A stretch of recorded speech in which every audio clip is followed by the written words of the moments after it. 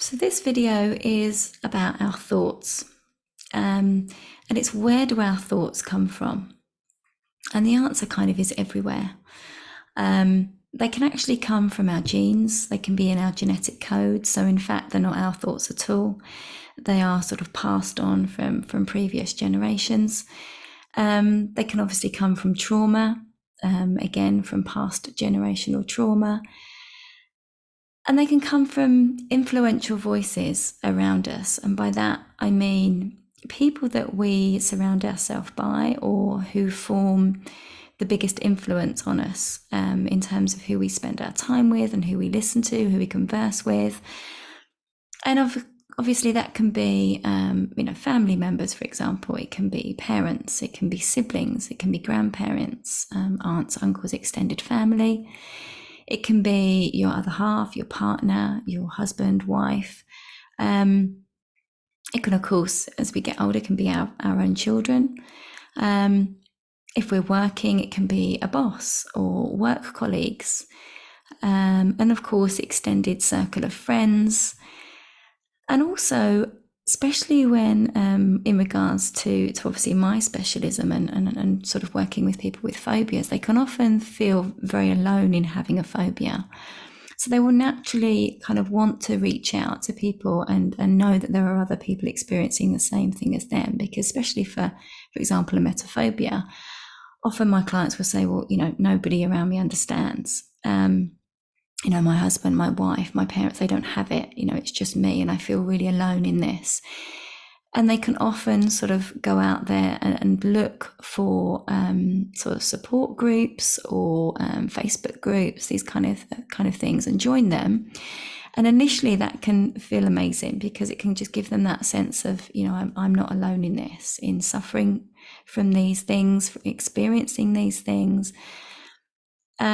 And whilst obviously that can offer some advice, it can also actually increase the anxiety around those things that they're experiencing, because their environment then mirrors what they're experiencing, and it gives them back more of what they're already experiencing, where actually they want the opposite. They don't want to be feeling, experiencing, doing, not doing what they're doing. They want the opposite. They want something very different.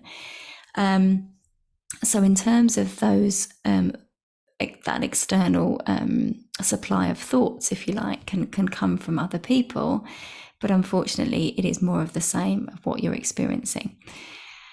And that ties in obviously with other sources for those thoughts, being social media in general.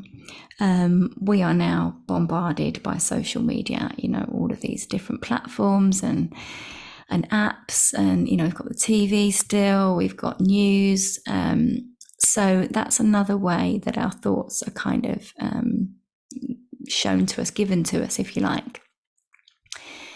So not only is that kind of where our thoughts come from, but the next thing I kind of want to talk about is the fact that thoughts themselves, every single thought that we have, creates an impact, and it creates an impact on our entire body. On every single cell in our body, it's impacted by the thoughts that we have. Now, a thought in itself is harmless until we believe it, until we believe that thought to be true.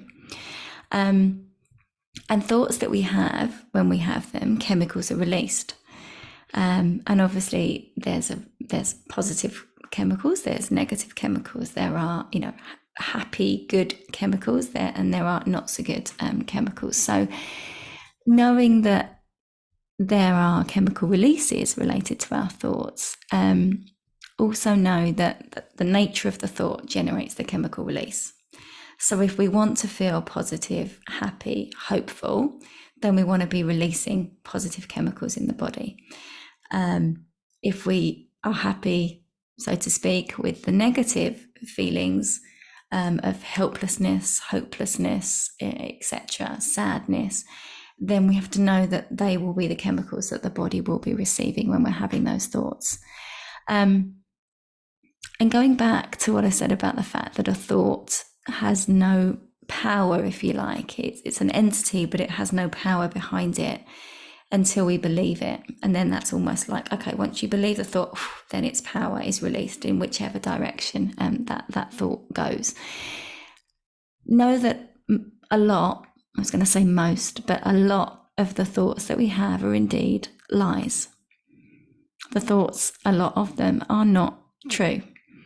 And certainly for a lot of my clients, they get themselves caught in this pattern of behavior where they believe everything they are thinking. And when that is negative and bad, it just continues to take them in a path that actually they don't want to be going. So know that it's not the thought itself that we have, because a lot of them can be lies. It's the meaning as well that we attach to it.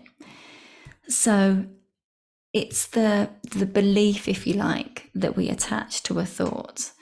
And what we're looking for is not to just blissfully walk around, thinking that everything is a bed of roses, because of course life has its challenges and things do happen around us, to us.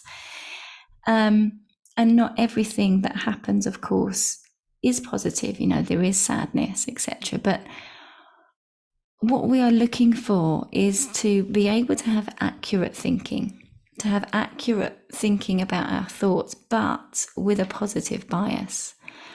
So not looking for the negative, it's a bit like the silver lining. We kind of make sure that what we're thinking is accurate. We're not believing a lie. We're not, for example, looking in the mirror and saying, God, you're such an ugly cow. Okay, that's a lie. You're not a cow and you're not ugly. So we're telling ourselves lies quite frequently. Or, you're just useless. You're so useless. You're gonna muck up that job interview and you'll be the worst candidate there. That's a lie. You won't be the worst candidate there. You may not. So this is where the accuracy comes in. You may not get that job.